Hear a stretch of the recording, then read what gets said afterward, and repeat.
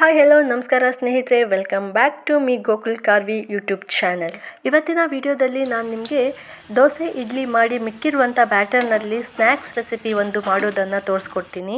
ಸಂಜೆ ಟೈಮಲ್ಲಿ ಟೀ ಜೊತೆ ಈ ಗರಿ ಬೋಂಡವನ್ನು ಮಾಡ್ಕೊಂಡು ತಿಂದರೆ ತುಂಬಾ ಅದ್ಭುತವಾಗಿರುತ್ತೆ.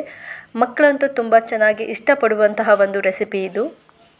ಈ ರೆಸಿಪಿ ಮಾಡಲಿಕ್ಕೆ ಬೇಕಾಗಿರುವಂಥ ಇಂಗ್ರೀಡಿಯೆಂಟ್ಸ್: ಆನಿಯನ್ನನ್ನು ಮೊದಲಿಗೆ ಚಿಕ್ಕದಾಗಿ ಕಟ್ ಮಾಡಿಕೊಂಡು ಹಾಕ್ಕೊಂಡಿದ್ದೀನಿ. ಅದ್ರ ಜೊತೆಗೆ ನಾನು ಕ್ಯಾರೆಟನ್ನು ಹಾಕ್ಕೊಂಡಿದ್ದೀನಿ ಮತ್ತು ಚಿಕ್ಕದಾಗಿ ಹೆಚ್ಚಿಟ್ಕೊಂಡಿರುವಂಥ ಕೊತ್ತಂಬರಿ ಸೊಪ್ಪು ಮತ್ತು ಕರಿಬೇವನ್ನು ಕೂಡ ಹಾಕ್ಕೊಂಡಿದ್ದೀನಿ. ಇದು ಉದ್ದಿನ ಹಿಟ್ಟು ಗ್ಯಾಸ್ಟ್ರಿಕ್ ಆಗಿರೋದ್ರಿಂದ ಇದಕ್ಕೆ ಶುಂಠಿಯನ್ನು ಹೆಚ್ಚಿಟ್ಕೊಂಡಿದ್ದೀನಿ. ಅದು ಗ್ಯಾಸ್ಟ್ರಿಕ್ ಆಗೋದಿಲ್ಲ, ಡೈಜೆಷನ್ ಆಗುತ್ತೆ. ಮತ್ತು ಖಾರಕ್ಕೆ ನಾನು ಚಿಲ್ಲಿ ಪೌಡರನ್ನು ಯೂಸ್ ಮಾಡಿದ್ದೀನಿ. ಇದ್ರ ಬದಲಾಗಿ ಹಸಿಮೆಣಸಿನಕಾಯಿಯನ್ನು ಕೂಡ ಹಾಕೋಬೋದು. ರುಚಿಗೆ ತಕ್ಕಷ್ಟು ಉಪ್ಪು ಮತ್ತು ಹಿಟ್ಟು ತೆಳುವಾಗಿರೋದ್ರಿಂದ ಇದಕ್ಕೆ ಒಂದು 3 ಸ್ಪೂನಷ್ಟು ಕಡಲೆ ಹಿಟ್ಟನ್ನು ಆ್ಯಡ್ ಮಾಡ್ಕೊಂಡಿದ್ದೀನಿ. ಮತ್ತು ಬೋಂಡ ಗರಿಯಾಗಿ ಬರಬೇಕಾದ್ರೆ ಇದಕ್ಕೆ ಕಾರ್ನ್ಫ್ಲೋರ್ ಅಥವಾ ಅಕ್ಕಿ ಹಿಟ್ಟನ್ನು ಹಾಕೋಬೇಕು. ನಾನಿಲ್ಲಿ ಕಾರ್ನ್ಫ್ಲೋರನ್ನು ಹಾಕ್ಕೊಂಡಿದ್ದೀನಿ. ಇವೆಲ್ಲ ಇಂಗ್ರೀಡಿಯೆಂಟ್ಸ್ ಹಾಕೊಂಡ ನಂತರ ಚೆನ್ನಾಗಿ ಮಿಕ್ಸ್ ಮಾಡ್ಕೊಳ್ಬೇಕು.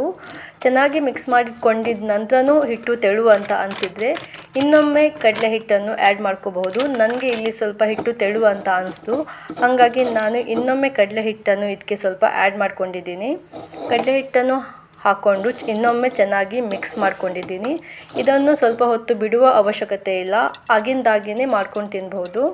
ಗ್ಯಾಸ್ ಆನ್ ಇದೆ ಸ್ನೇಹಿತರೆ. ಗ್ಯಾಸ್ ಆನ್ ಮಾಡಿಕೊಂಡು ಒಂದು ಬಾಣಲಿ ಇಟ್ಕೊಂಡು ಅದಕ್ಕೆ ಎಷ್ಟು ಎಣ್ಣೆ ಬೇಕೋ ಅಷ್ಟು ಎಣ್ಣೆಯನ್ನು ಹಾಕ್ಕೊಂಡಿದ್ದೀನಿ. ಎಣ್ಣೆ ಸ್ವಲ್ಪ ಜಾಸ್ತಿ ಇದ್ದರೆ ಬೇಗನೆ ಅದು ಫ್ರೈ ಆಗುತ್ತೆ.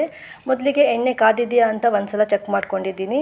ಅದಾದ ನಂತರ ನಾನು ರೆಡಿ ಮಾಡ್ಕೊಂಡಿರುವಂತಹ ಹಿಟ್ಟನ್ನು ಕೈಯಿಂದ ಈ ಥರ ಸ್ವಲ್ಪ ತೊಗೊಂಡು ಹಾಕ್ಕೊತಾ ಇದ್ದೀನಿ. ಇದು ಯಾವುದೇ ಶೇಪು ಎಲ್ಲ ಕೊಡುವ ಅವಶ್ಯಕತೆ ಇಲ್ಲ. ಕೈಯಿಂದ ಹೀಗೆ ತೊಗೊಂಡು ಗೋಳಿ ಬಜ್ಜೆ ಮಾಡ್ತೀವಲ್ಲ ಅದೇ ಥರ ಹಾಕ್ಕೊತಾ ಹೋಗೋದು. ಗ್ಯಾಸನ್ನು ಲೋ ಫ್ಲೇಮಲ್ಲಿ ಇಟ್ಕೊಂಡು ಈ ಥರ ಬೋಂಡವನ್ನು ಫ್ರೈ ಮಾಡಿದರೆ ಗರಿ ಬೋಂಡ ರೆಡಿಯಾಗುತ್ತೆ. ಗ್ಯಾಸನ್ನು ಲೋ ಫ್ಲೇಮಲ್ಲಿ ಇಟ್ಕೊಂಡು ಫ್ರೈ ಮಾಡೋದ್ರಿಂದ ಬೋಂಡದ ಒಳಗಡೆನೂ ಚೆನ್ನಾಗಿ ಬೆಂದಿರುತ್ತೆ ಮತ್ತು ಹೊರಗಡೆಯಿಂದ ಕ್ರಿಸ್ಪಿ ಟೆಕ್ಸ್ಚರ್ ಬಂದಿರುತ್ತೆ. ಹಾಗಾಗಿ ಲೋ ಫ್ಲೇಮಲ್ಲಿ ಇಟ್ಕೊಂಡು ಫ್ರೈ ಮಾಡಬೇಕು. ಈ ಹಿಟ್ಟಿಗೆ ನೀವು ಬೇಕಾದರೆ ಕ್ಯಾಪ್ಸಿಕಮ್ ಆ್ಯಡ್ ಮಾಡ್ಕೋಬಹುದು ಮತ್ತು ಕೊಬ್ಬರಿ ಇರುತ್ತಲ್ಲ ಅದನ್ನು ಕೂಡ ಚಿಕ್ಕದಾಗಿ ಆ್ಯಡ್ ಮಾಡ್ಕೊಳ್ಬಹುದು ನಿಮ್ಮ ಹತ್ರ ಇದ್ದರೆ.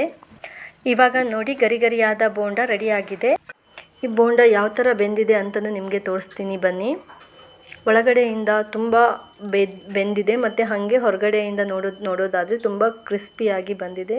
ನೀವು ಒಮ್ಮೆ ಟ್ರೈ ಮಾಡಿ. ಈ ವಿಡಿಯೋ ಇಷ್ಟ ಆದರೆ ದಯವಿಟ್ಟು ಒಂದು ಲೈಕ್ ಕೊಡಿ, ಶೇರ್ ಮಾಡಿ ಹಾಗೂ ಸಬ್ಸ್ಕ್ರೈಬ್ ಮಾಡಿ ಅಂತ ಹೇಳ್ತಾ ಮುಂದಿನ ವಿಡಿಯೋದೊಂದಿಗೆ ಮತ್ತೆ ಸಿಗ್ತೀನಿ. ಅಲ್ಲಿ ತನಕ ಟೇಕ್ ಕೇರ್, ಬಾಯ್, ಶುಭ ದಿನ.